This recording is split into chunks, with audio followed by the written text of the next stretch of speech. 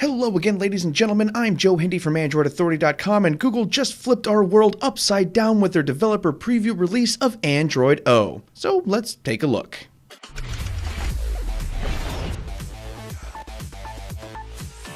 Alright folks, so let's start with the visual tweaks. On the surface, not much is different. The home screens, app drawer, Google Now, the quick settings and toggles and all of that jazz is pretty much about the same. I have a Nexus 5, so I don't have the Pixel launcher. I imagine those with a Pixel probably do. Nevertheless, it looks like Android O is going to be the fourth version of Android in the material design era.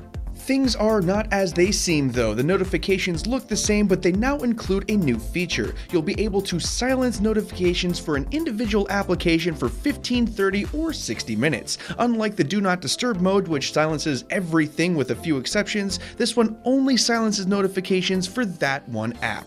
The biggest changes come in the settings, and oh boy did they change a whole bunch. The front page of the settings app is far more simplified than prior versions of Android. A lot of the settings such as the keyboard, developer options, and others now rest inside one of these new categories. Similarly, things like the lock screen and the security have been bundled together to save space. There is one notable exception to this new rule. Originally, Bluetooth and NFC used to live in the network settings. Now these have their own little section called Connected Devices, and the cast option is now also there. Unlike in Nougat, there is no side drawer that pops out anymore, but the system search does still work. Also, the developer options and the system UI tuner are still accessible the exact same way as they've always been. They just now show up under the system section instead of right there on the main settings menu. Things look a lot different, but most of it still works the same way. It's just a matter of finding your way around. Now let's move on to some of the new features.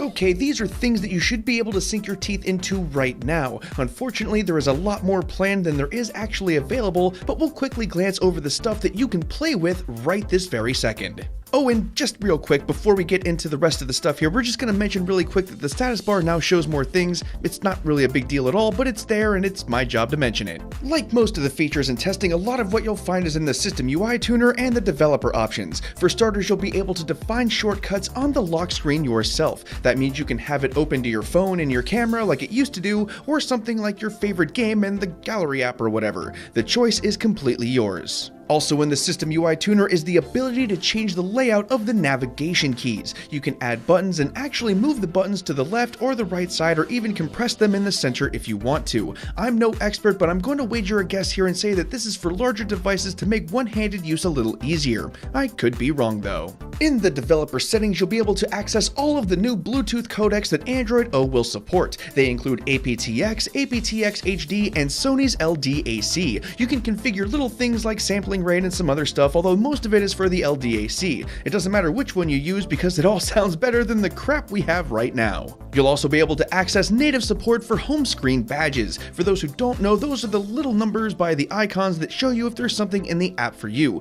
They're accessible in the application section of the settings menu. Okay folks, this one's just a little bit complicated. Android O has changed how you install things from unknown sources. Previously, you could just tick a box in the settings and then you're good to go. Now you have to manually give permission to the application you downloaded the APK from in order to do it. For example, if you download an APK over Google Chrome, you'll have to grant Google Chrome permission before you can install the file. It's a little thing, but it definitely helps with security. There are a couple of things that I was unable to test myself. Apparently, there is the option to change your device theme. The option rests under the display settings, but as you can see here, my Nexus 5X just doesn't have it. This is most likely for Pixel owners to check out, and right now it's essentially just a light theme and a dark theme like we've seen in years past. Oh, and applications now have something called notification channels. For instance, Facebook could have a notification channel for just likes and then a notification channel for just comments if it wants to. You can now control those, however, applications actually don't use this yet, so you really can't play with it.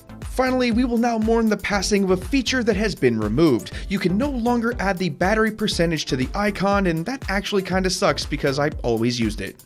Just like Android Nougat, some of the best stuff is chilling out under the hood. I'm going to round all of these up really quick because they're either there and you can't see them, or they have been announced and not yet added. Hold on to your seats because this is gonna go quick.